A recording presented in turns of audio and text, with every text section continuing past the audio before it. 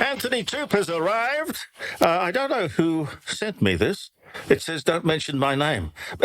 Oh, no.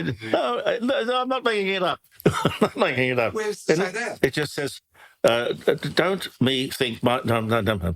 Don't mention. But what did you send me something? And what was it that you sent me that I'm not supposed to mention? Give me a ring and tell me what that's about. Please, quickly. Telephone number if you'd like to talk to either me or the world on the World Wide Web. You can call 0491 65 68 60. And Anthony Toop has arrived. How are you, dear boy? Oh, hi, Jeremy. How you going? Yeah, good. You're nicely relaxed and retired. I never thought I'd ever see the day that you would give up. I don't know whether giving up is the right word. I don't think that's the correct word, but it was an opportunity and I took it. Yeah. What did you do? Well, the kids came home when I got sick and they've met husbands here and now they're having families here. So how good's that? Silver lining, being sick. Yeah. But so I've had so many people say about, how can you afford to retire or how can you retire, And I'm going, well, it's easy. Just get really crook, get really sick. Well, you don't look sick. You look very well. I'm doing okay. I was meant to die 12 years ago, so I'm okay. Well, good God. But I was talking about your obsession with motorbikes. Oh, well, I've still got a couple. Yeah. Well, 12 years ago, you were thinking of dying through some medical thing. But, getting on a motorbike, good God, that's tempting fate, isn't it? Oh, it is, but we don't get on that often now. Not as often as we used to. We used to be on them all the time. Now, with electric bikes, they're just as dangerous. Have you been up the hill from where we are here at the moment, which is the top of Adelaide, in the hills there, Glen Osmond and that. And they have mountain bike riding. And Google it if you want to have a look at some really crazy behaviour. Google electric bike. I'm not sure what I Googled, but what I saw, I was going, oh, my God, is that what they do on these things? Well, so this guy was racing downhill mountain bike riding on an electric bike, and he stopped because his handlebars hit the sides of both sides of the track. And he goes over the handlebars, I would think, wouldn't he? Well, he didn't because he'd done it plenty of times before, so he had the seat right down. But I was fascinated to see how crazy these guys are. They make us look like kindergarten children. But it's tempting fate. I know when you're young, very young, you're kind of bulletproof and you don't really think anything is going to kill you. But surely gravity, you've got to understand gravity. I think when I was on my first trip to America, and I've done quite a few trips to America every second year, the only thing interrupted this one was COVID. Couldn't get in. Couldn't leave, couldn't get in. Oh, mate. So if you That's another story. If you hadn't been a real estate mogul, you'd have been a travel agent mogul. Well, we've been to America a lot, and the first trip I came off, and I bounced and I rolled, but I don't think I'd roll. I think I'd just break everything now. I think those days of rolling are done. No, well, we don't bounce very well when we get to a certain age. The problem seems to be that people get either too active in the garden or they want to change a light bulb and climb a ladder. Never climb a ladder. Well, ladders are meant to be the major cause for admissions of elderly people. Older people into hospitals. It's gravity. They go up and they grab things and they reach out. Yeah. Mate of mine fell off his, he had a chainsaw, electric chainsaw, and fell off the roof of his place, his holiday house. And you'd all know him if I mention his name, but most people know him, or a lot of people know him because he did own a business, but his kids have taken over his business as well. But he fell off with the chainsaw in his hand, and all he thought about was saving his chainsaw, not saving himself. But if that's the only thing you can hang on to, I suppose you do. Well, I guess all the way down. All the way down, and it was brand new, so it was an electric chainsaw. Do you reckon in those years, because they were wonderful years when you were setting that business up and it was going from strength to strength. When I first came here in 1976.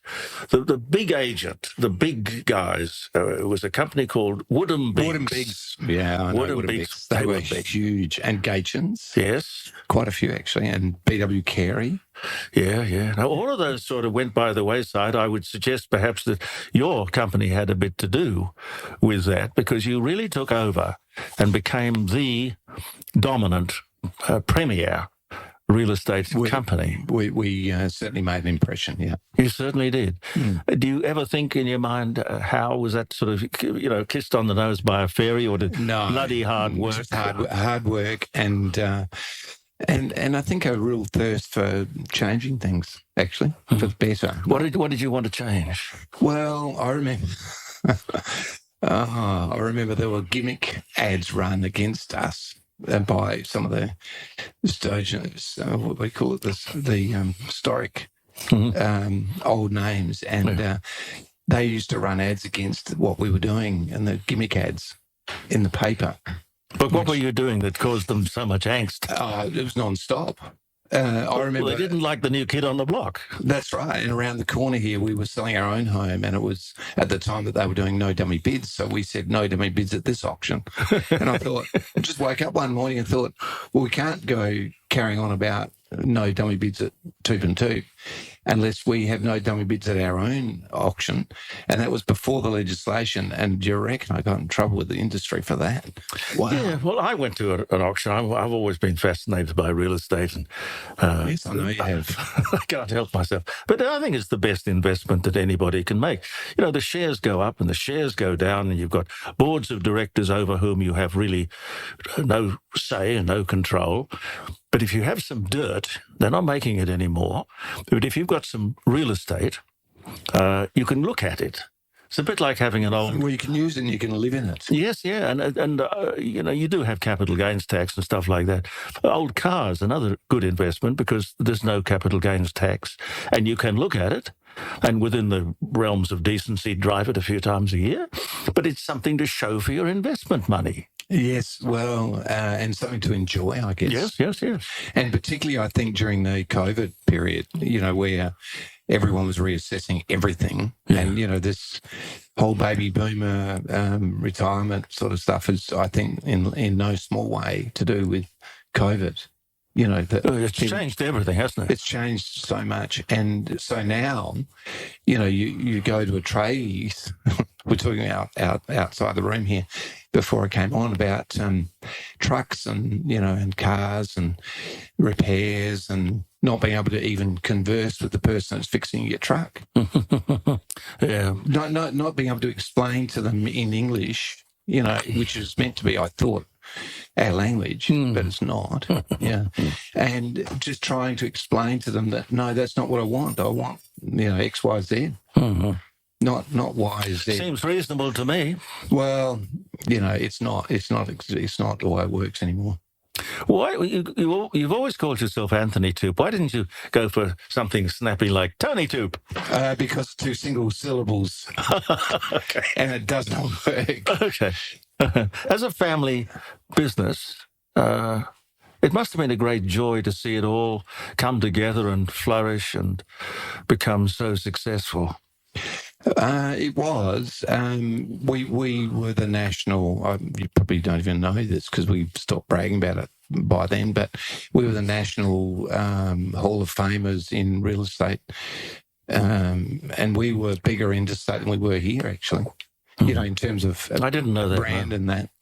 Yeah, didn't know that. Yeah. If you were running it right now, and you mentioned COVID and all the changes that has brought about, I saw some figures that indicate great vacancies in city buildings, office buildings. Yes. And speculation about how the landlords are going to have to do something, the investors are going to have to do something because there is not the return that they anticipated or counted on. So maybe we turn them into apartments. Well, interesting you mention that because that's just market forces. But unfortunately, the government have stuck their nose into everything, including the Liberals and the Labors. It's not politically driven conversation, and so I've had calls to go into politics lately, and I say, me and politics, no, we are water and just we know. But you could bring a new dimension to it. You don't have to fit in with the current. Well, I think politically you do at the moment, but maybe not in the future. But right now, I think that people. I was listening to the radio, the mainstream radio the old-fashioned radio, on the way down, and they're talking charging now for internet connections. Oh, they want to get control of the World Wide Web. They would love to get control of this. Well, they're in the process of trying to do that. Oh, yes, they are. Yes, monetising it. And then they had the discussion about the yes vote, the amount of money that's being thrown around on that. And it's just fascinating. And you've been a very successful businessman. Why would big business throw its weight and its money in behind the yes vote? Why would they get political with something as stupid as that? Well, if you hear the podcasts, which you may or may not get time to listen to while you're busy setting up your own gig here. But for example, the money, it's all about money. So 250 million, I think it was quoted by Sam Newman on one of the stations, and was given to the AFL on the proviso that they would provide a stadium or assist the stadium down in Tassie. Oh, sure. And that's a lot of money. They're backing the yes vote. So that was the decision. Back the yes vote, and we'll give you 250 million towards your stadium. Well, that's outrageous. I know, but that's just what you're hearing everywhere. And $100,000 fine and the guy doesn't even know what for. So there's some really weird things happening. And I think the punters out there, the people listening to this at the moment, understand that it's getting more and more difficult to actually find this. Conversations. Well, you've got to have freedom of thought and freedom of speech, and a means by which you can have your say, and through the telephone or guests, have a broad understanding of people's views, rather than filtered views and of one or two. Political correctness that seems to have invaded everything. Control. Yeah. People are frightened. They're frightened. It's almost as though, no, it's not that you're offending me. I am angry because I'm taking offence on somebody else's behalf. It's totally bizarre. That whole thing with what you do with your children, and under certain circumstances, I'm going, that's what I would do. But see, you don't hear that, do you? Well, I suppose you're not allowed to hear that, but, you will on the court of public opinion for as long as they let me sit here and do it. Until they do what they did this morning to you. Well, I don't know that they did it. I think we've just, we had sort of a good day last week, and everything seemed to work just fine. So we were full of optimism, positive thought. Two separate glitches. Yeah, two separate glitches all on the one program. But, I accept that. I can imagine back when radio first started 100 years ago, virtually today, commercial radio, I imagine they had many glitches. Well, I had Toop's TV for 5-6 years. That was one of the innovations, and that was when I was on the board of Port Adelaide. And I said to the board members, I said, "Look, you're worried about filtering, and that will be your own transmitter. You can nowadays. You can do that." Yes. Well, we're doing it. I remember some of my fondest memories are those very early Christmas parties that you used to have. Yes. Where you were the one. You were the one who got there behind the barbecue and cooked the sausages. People were drinking beer out of bottles. And your children, very basic. The girls were, serving the drinks, but 7 or 8 years old. And then we had these guys rock up, and they started to tell us we had to have licenses for this stuff, and they go, "Huh? How come you have to have a license to give someone a bottle of beer? That doesn't make sense to Why me. don't they just pull their nose out of our lives and our business and Just leave us alone. just leave us alone? There was a great, I can't remember his name. He was a Liberal Democrat, I think he was. Now, what was his name? Caroline, do you remember his name? He lost his seat, so I suppose there's not a lot of value in his slogan. But his election slogan was, "Vote for me and we'll leave you alone." Well, I've suggested to numerous parties, not just one, that if they were reward to outcome. So if they were rewarded, so for example, for every new bit of legislation, if they had to get rid of 2 or 3 lots of legislation in each department, so that would very quickly bring it under control. But it's not how it works. They just keep putting layer upon layer upon layer. Yeah, and bureaucracy upon bureaucracy upon bureaucracy. And that's costing. And what I can't stand, my personal grudge, is this free. Nothing's free. Somebody has to pay. Somebody's paying. And Somebody has to pay. is paying for everything. Everything. There's not anything that's free. But I think there are probably fewer and fewer people putting in. More and more people, the baby boomers, are going to retire, and they're going to be wanting to take it out, not put it in. The problem is going to come when those 2 plates collide, and I think they're about to right at the moment. Well, they're in the process of colliding as we speak. Yeah, I sometimes think to myself that I'm glad I'm the age that I am. I wouldn't like to be starting out in this world as a young man. I think I've seen, and you and most of us have seen the best of it. Well, I don't know whether we've seen the best or not, but all I can say is that I got to a stage with the business, and you said, "Why did you retire?" I said, "Well, when you don't understand that you've made a mistake, then I need to retire." What mistake did you make? Well, my father, who's passed away 10 years ago or longer, he didn't start the business. Sylvia and I started this business, but he didn't even know that it wasn't okay to pinch girls on the bum. On the bottom. Well, it's a compliment in some parts of the world. What it used to be, but it's not now. It's not. I can assure you, it's not now. And I get that, but some of the stuff that like gollywogs and stuff like that were made years ago, I don't get why they're suddenly taboo. They're not. They're only taboo if you let them tell you and you accept that they're taboo. I just I just don't have a bar of it. It's like this welcome cheese. There's nothing wrong with coon cheese. To do with, nothing. Mr. Coon. Absolutely nothing to do with whatever they're pretending it's to do with. It's nothing. And by capitulating, all they're doing is doing the popular vote thing. But why do we capitulate? I mean, common sense and intelligence should trump this political correctness and cancel culture stuff. Surely. Well, I don't know. It used to, but I don't know whether it does anymore. And fortunately, I just don't get involved. I'm just out.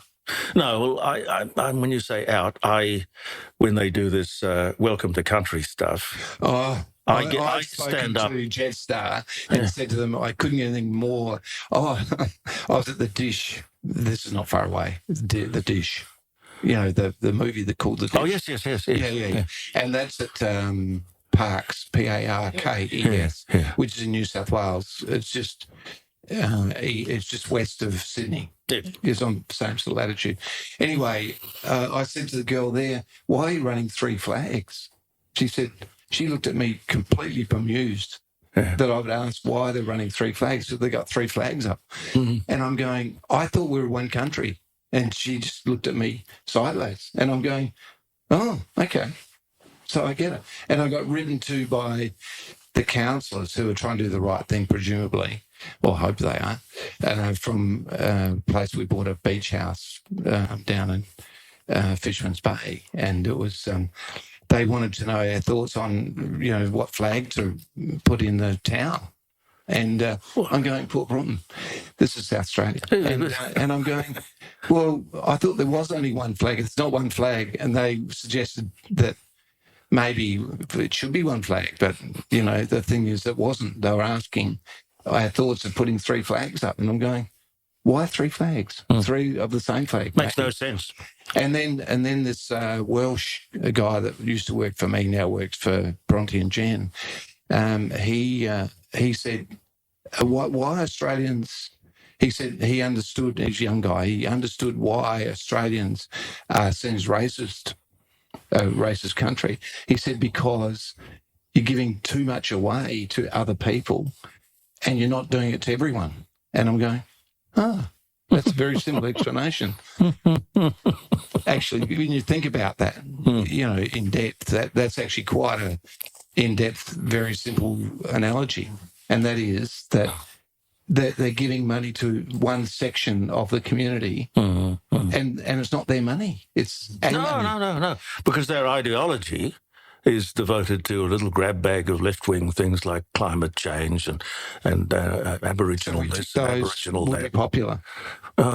Well, I think they're driving an agenda. They want to sort of channel people and our belief and confidence in certain directions, and they're using our money to do it. That is definitely an issue. And one more comment that, it's along the same lines is I spoke to a guy in Airlie Beach who was travelling around Australia. He's an Adelaide guy and very influential guy. And I said to him, I'm voting no, in the coming referendum. What are you voting? Yes. Why? And I asked him why.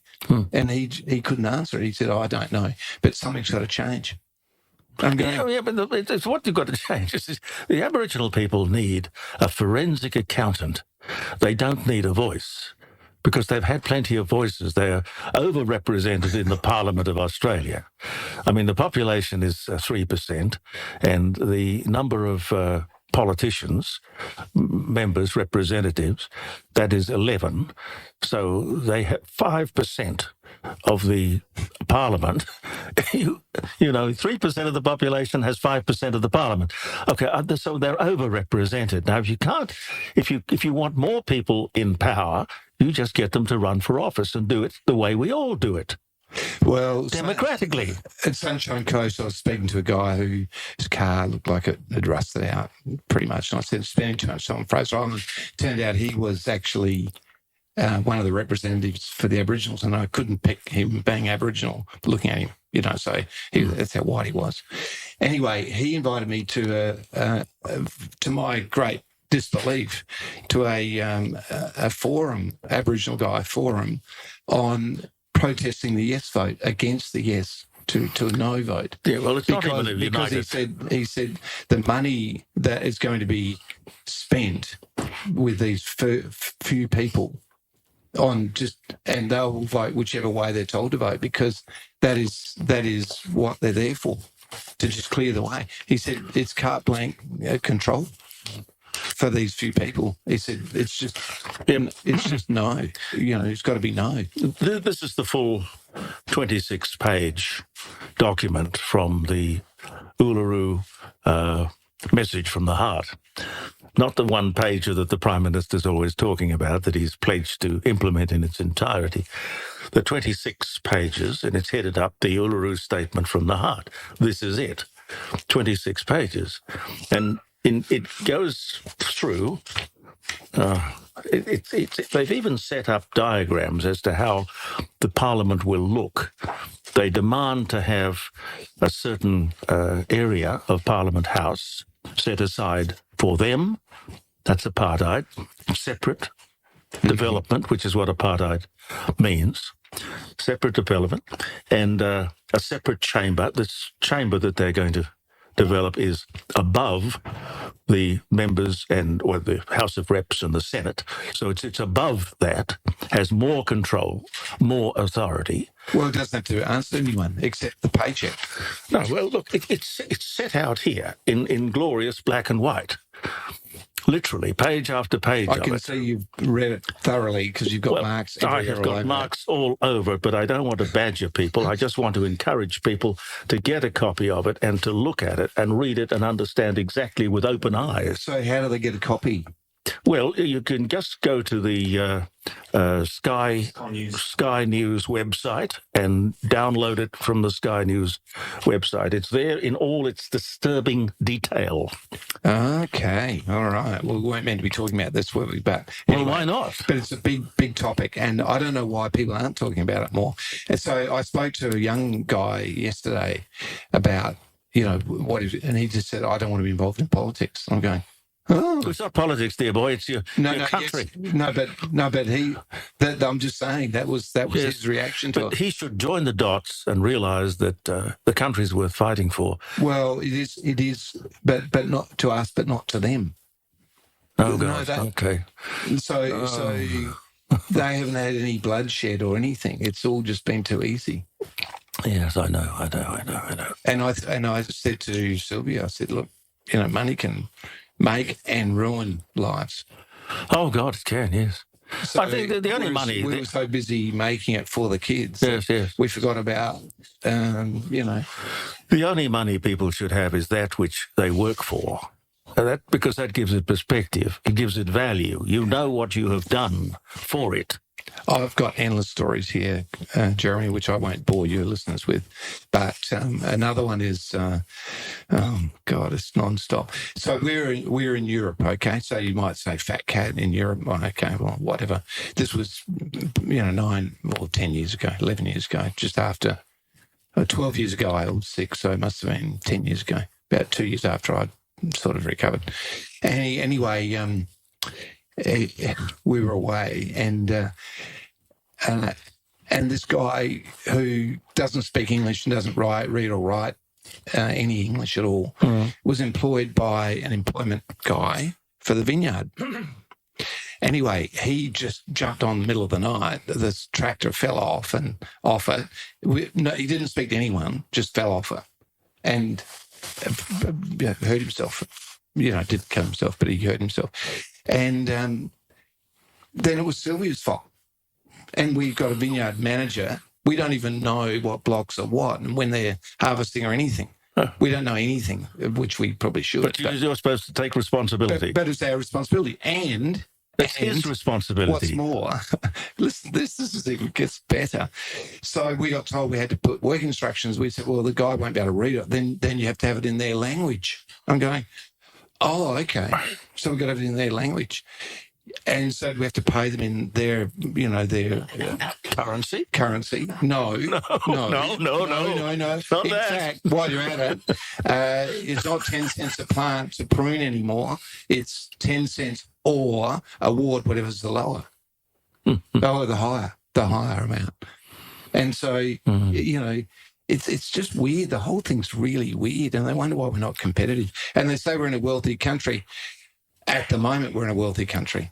At the moment. But I'm not sure that's going to continue. You can't keep digging up Australia and exporting it and getting paid crazy money for some of these resources. And we've been coasting in that manner for a long time. But, we have been. But the signs are that they're sick of it. They're sick of paying. The lucky country, it is possible to run out of luck. It's possible. Well, if you keep digging it up and a few people making a ridiculous amount of money on that, that's where I think, personally, I think they should look at, rather than just spending more and more taxpayers' money, there's less and less people paying tax. Mind you, they've moved people off by putting the salaries up. They're trying to... I don't even want to get started. I mean, you've started me on this. I shouldn't really be talking about this. I think you're... But it sits underneath everything, all this red tape. So the vineyard manager, who's an academic guy, he's now sick and he's now travelling around Australia because he's sick. And his wife was the finance operator of one of the biggest wineries in the region. Just near us. And anyway, they're travelling around Australia in a cheap vehicle and they sold their own little vineyard, and that's been run by another crowd. And anyway, cut a long story short, he just can't believe the amount of red tape that's got involved with the wine industry. He said, we're competing with New Zealand. He's a New Zealander.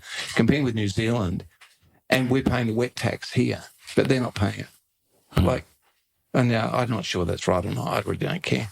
But it's indicative of everyone you talk to who's got a story to tell. Doesn't it boil down to the political system whereby we have to start electing people who will take this crazy system on and change it, reform it, improve it?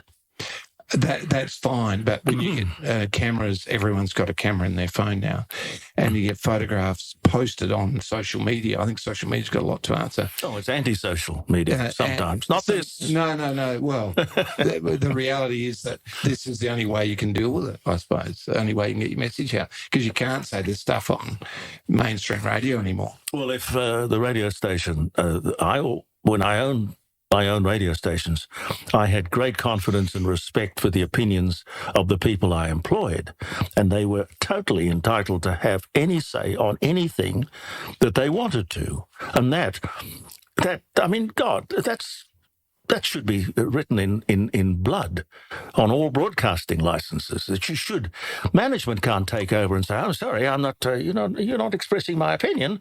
No, you will express this opinion, or you're out the door. That's censorship. Well, anyway, shocking. You're right. Yeah, I completely agree. Like, you don't have any fight with anyone in this room by the looks of the nodding of their heads. Well, look, the common sense should rule everything. And the red tape, if that is strangling everything. Everything in society. So when we were in business, right, they brought in these taxes which we had to administer. So they didn't have to put anyone in to administer them. And then suddenly administering all of these different things and then get it wrong and the fines you can't jump over the fines. You go, but how does that work? How is this revenue for you, provided we do the right thing? If we do the wrong thing, you're going to fine us anyway, like crazy fines, like ridiculous fines. And, for example, land tax. And now this is Liberal, right? And everyone say, oh, the guys are Liberal, Labor, basher. Well, here's one for the Liberals. They introduced land tax in our world, in the real estate world.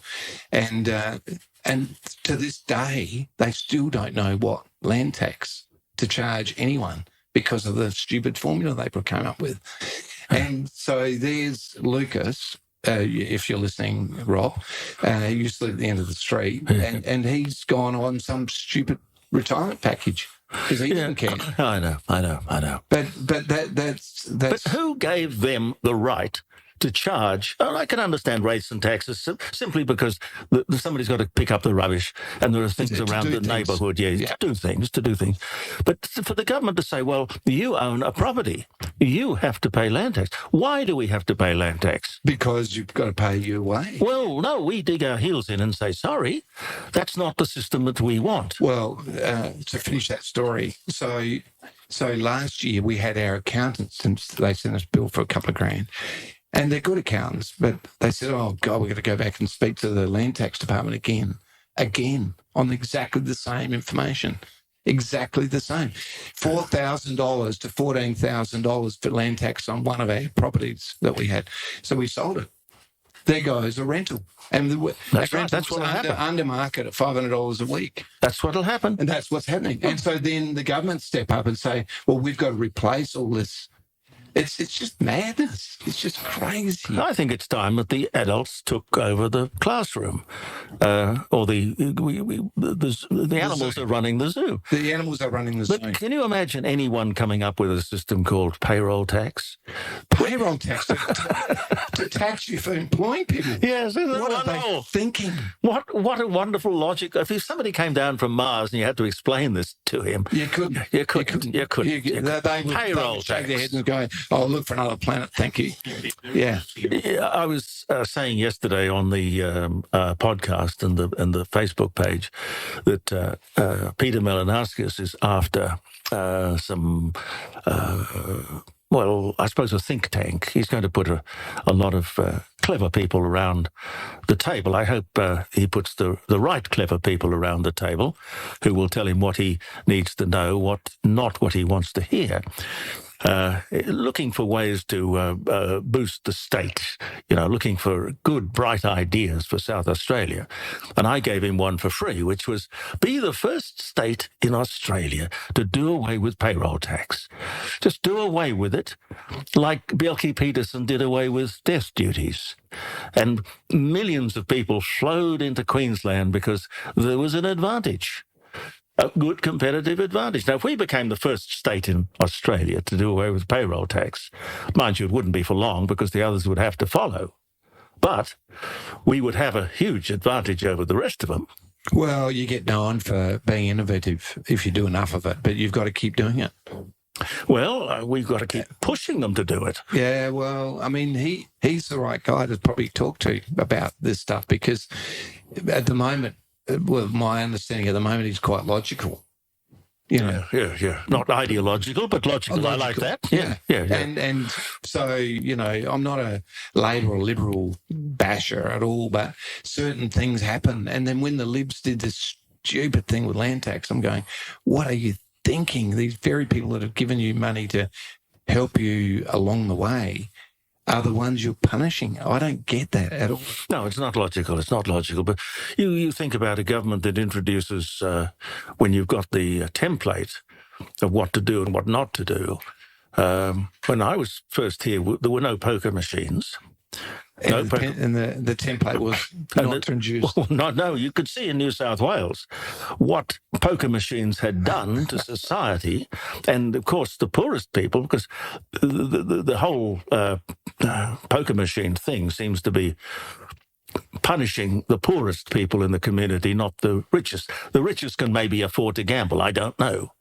But here you had a living, breathing example of what not to do, and what did they do? They legalized them and licensed them and revenue stream. Yes. Yeah. So the red tape maybe needs to be looked at. If it were me, I would just. If I told you what I'd do, I'd have any new legislation comes in. That's fine. We'll look at it, but you've got to get rid of 2 or 3 different bits of previous legislation so life gets simpler, not more complicated. Yeah. We have to do something about unintended consequences. I think a lot of it, the intentions are you have one person in 500 or 5,000 that plays up and they try to legislate that one person out, and that actually creates red tape. Yep. And there's unexpected consequences. Yeah, but there's money probably in coming up with these silly ideas. Well, Tony's just handed me this. Indigenous man tries to block police from travelling down a public road through Aboriginal land. It's a completely different country, you see. Well, the police have no authority. No, and you need a permit to go into their towns. Public road. That's weird. It's a public road. It's weird. Yeah, there's a beautiful mountain up north coast of New South Wales called Mount Warning, and and I think it was actually the Liberal government handed the title to Mount Warning over to the local Aboriginals. The first thing they did. Well, the first thing they did. Monetize it. Well, what they banned all white people, but even worse, for some, I don't know, spiritual reason, even black women were not allowed on the mountain. And it was a wonderful tourist, photographic, wildlife place, popular tourist place. And now what is it? Nothing.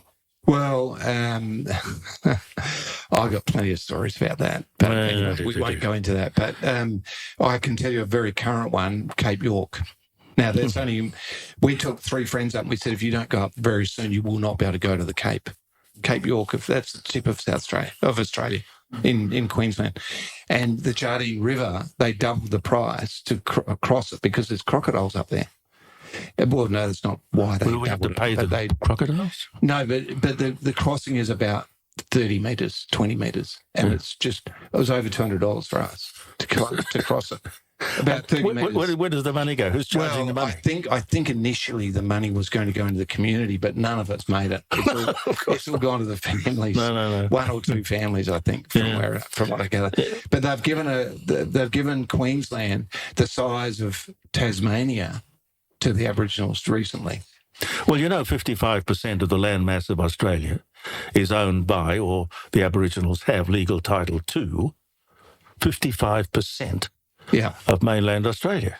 Look, I've been up to Cape Leveque, which is above Broome, beautiful part of the world. And we stayed in a resort which has now been closed. It was owned. And the multiple millions of dollars that went into making it, satisfy the requirements of the current, expectations of sanity and sanitation and, cafes and toilets and everything. And it's just been closed. And you can't go anywhere near it. And next to that is the town where you need a permit to go in it. Permit to go into the town? Into the town. But so it's everywhere, no admission unless you get a permit. And on what basis do you apply for the permit? Well, you want to have a look. It's next door to Cape Leveque. And on what basis would they refuse a permit? I wouldn't have a clue, probably not. But I don't know. We didn't get a permit. We just turned around and I left. No, I don't. We had a women's in business function we went to here in Adelaide just recently, and the whole night we heard the politicians speaking about the yes vote. And I'm going, we didn't come for this. No. We came, it was a charity event, and we came for a different reason. We went because they thought they were genuine about that charity. What council was this? No, this was in the city. Oh, right. Mitcham Council, apparently, I've been told. 40,000. Yeah, 400,000. Yeah. 400, sorry. It's 40,000, I think, of Great Post money, yeah. 40,000, but they'd already given 10,000, so it's 50,000 in total. $50,000 to the yes vote. I thought, I wonder if they were trying to provoke everyone, because I think that's all they did. They just stoked everyone up. Yeah. It's just unbelievable.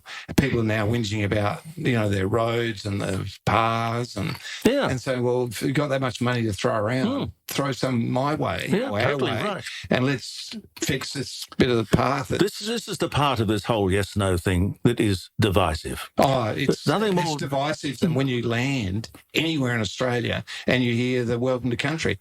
And someone on radio this morning on the way down from the farm, we're talking about, why do I have to put up with that?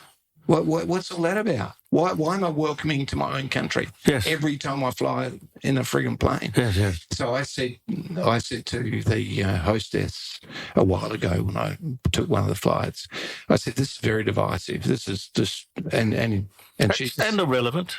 It's got nothing to do with anyone, but maybe the politicians, I don't know. But it's certainly got nothing to do with us. And I don't know why they're politicising air traffic unless they were given money. And it's not given their money, it's given our money to them. But maybe they get concessions or something from the government, and the government says, well, you'll do this. Or based on Sam Newman's conversation. Or we'll come around and check all the engines. Yeah. And guess what? We're going to find trouble. We're going to find problems. Problems, yes. Yeah. Well, then we need public companies to stand up and say that they are being blackmailed or they're being... But that's not the way to get the money. The way to get the money is just nod their head and say, yeah, we'll do that. Well, it's the way to lose the country. Well, the country is disappearing right before our very eyes. So, well, we've got to dig our heels in and stop it. Well, I don't know. Listen to this, Anthony. Listen to this. An Aboriginal man has tried to stop a pair of police officers from entering Indigenous land by using his car to block off the public road. Bruce Magadata Shillingsworth, a proud Marawari man, confronted the officers in the outback New South Wales town in a video posted on social media this week. We've got the police here. What's happening? They're going out of their way to enter our land. Our land. It's our country. One person's country. No. That there was.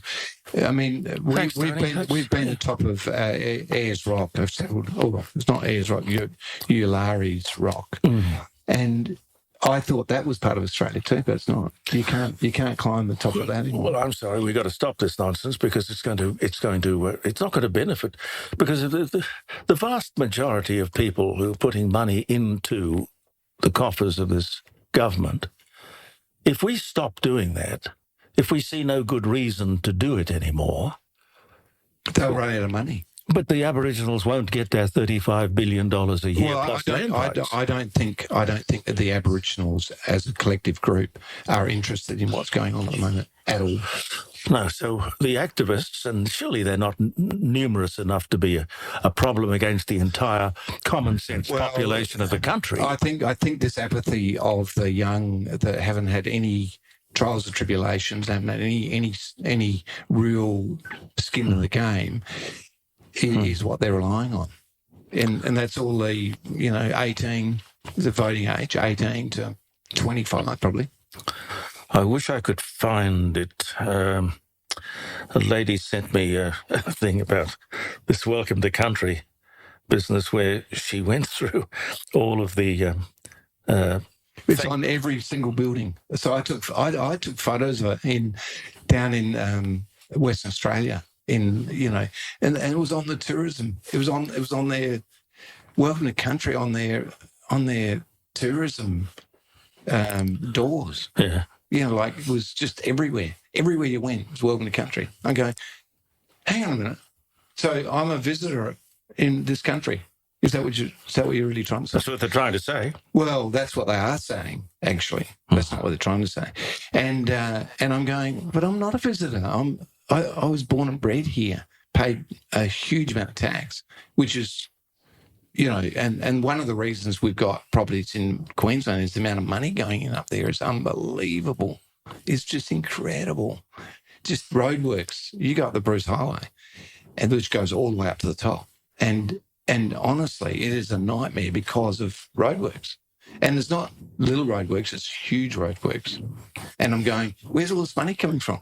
Because I know how much it costs to put a road in, and it's very expensive because we've got 2 kilometres of bitumen, very narrow, one strip up to the, and we had to negotiate very hard a long time ago for that, to get that at that price.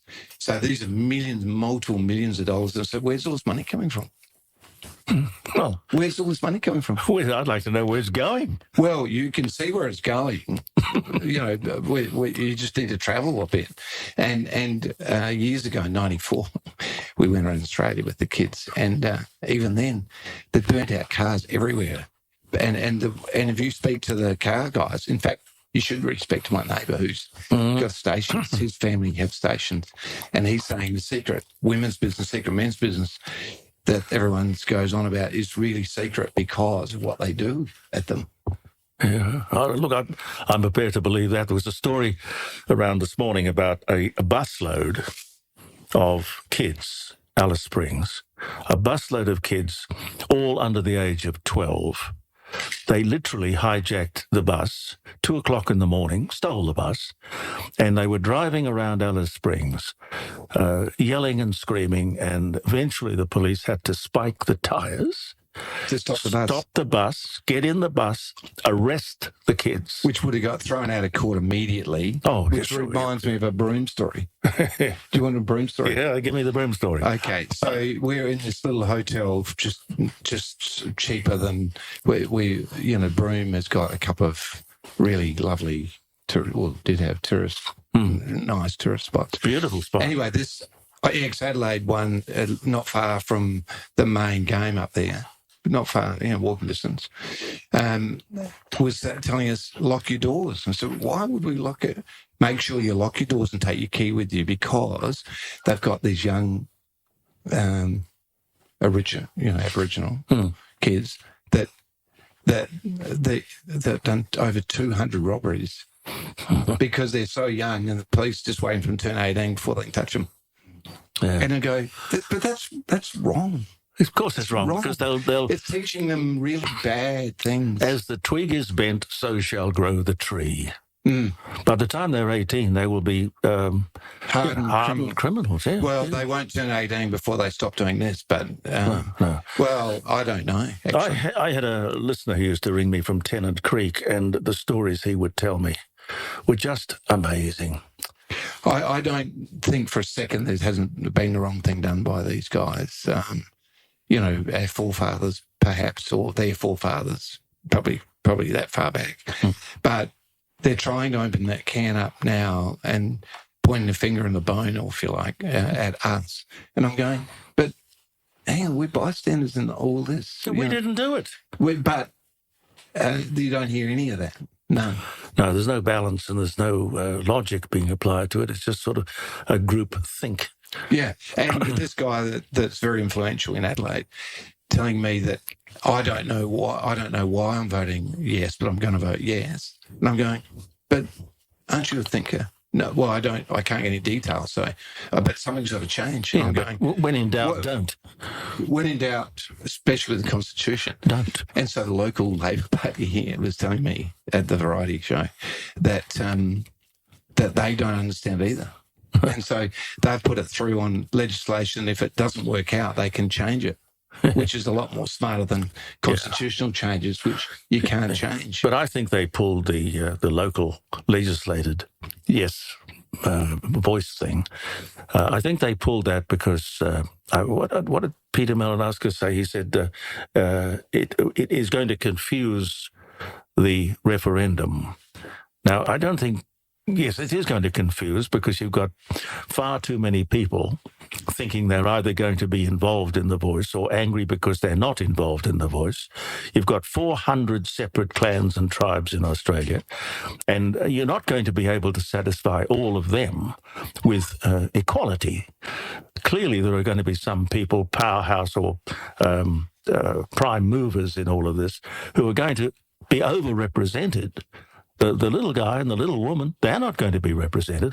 Let me read you this from Lynette, a new version of the Welcome to Country that I would like to have implemented. It says, I would like to pay my respects to elders past and present, to the Italian elders who built our roads, railways and telecommunications and infrastructure, to the Greeks and the Turkish elders who are giving us tasty gyros and kebab shops, to the Jewish elders who gave us all the Westfield shopping centres and Meriton apartments, and so on, and to the Chinese elders who gave us all the $2 shops, and to the Irish elders who gave us all great Irish pubs and Irish whiskey, and to all the Asian elders who have given us nasi goreng, dim sum, sweet and sour pork, short soup.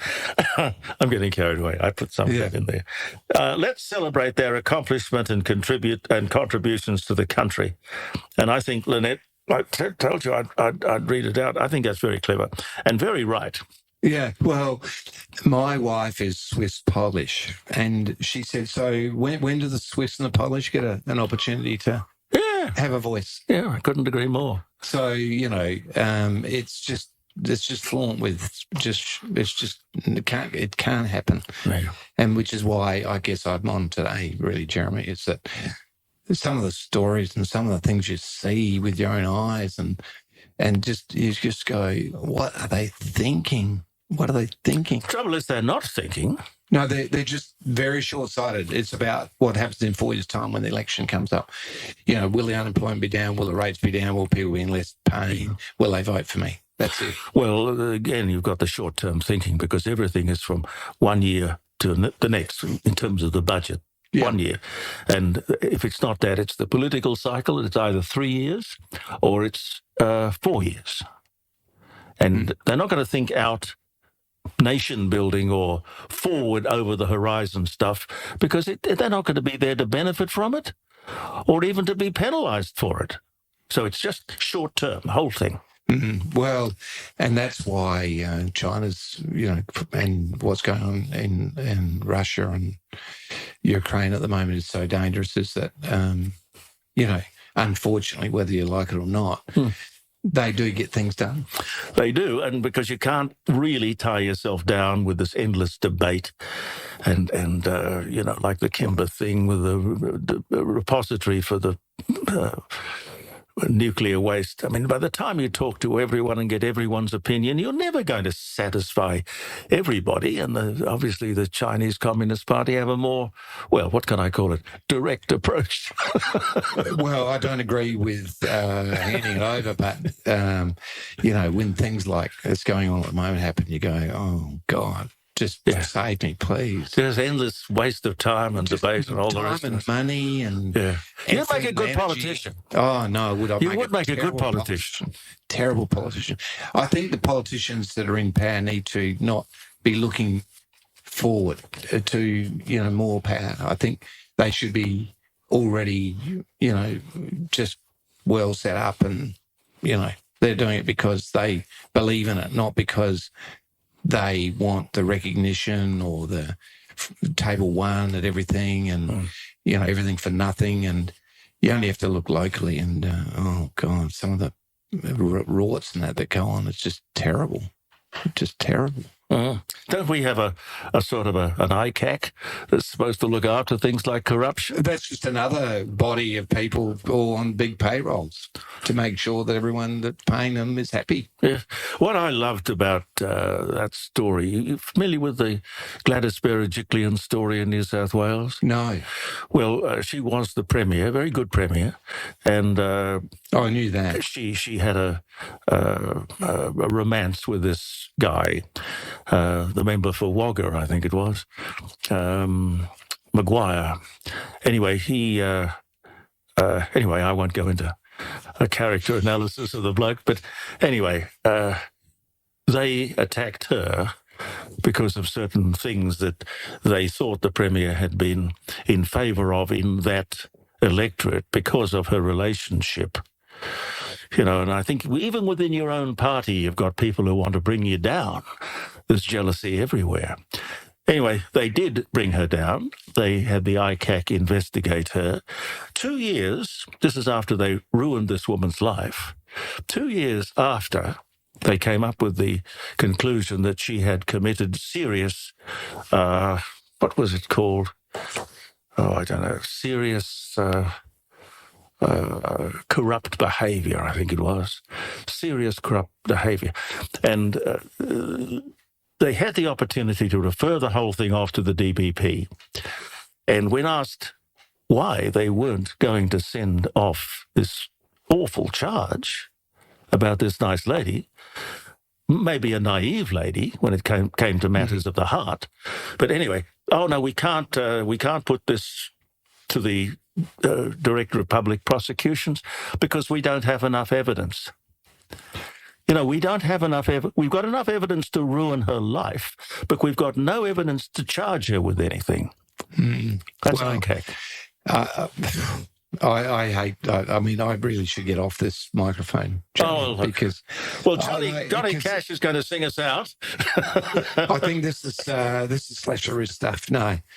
Well, anyway. Well, the only thing you can do is look forward and go, well, looking forward. Is it yes or no? That's probably a big one. I think it's the major thing that's confronting us. And then how much money has gone into? I think there should be an inquiry into how much money. Yes. It's just been wasted. And then where did the money go? And who paid? Yeah. And the biggest payers. Follow the money. Always follow the money. Yeah. Anyway, a good time. Nice to see you. No, it's wonderful to see you. God bless you and good luck with everything you do. Thanks, Jeremy. Thank you. It's really nice to have you. Have you on the show. Now, I'm going to find Johnny Cash because somebody said you should finish the show with the song that you finished the show with when I was at AA, because it says it all from my point of view anyway, from me to you. Thank you very much for being with us. We'll be on Facebook next week with the Court of Public Opinion from the Garage, and that'll also be on podcast. Thank you for listening. Believe in yourself, and bye for now.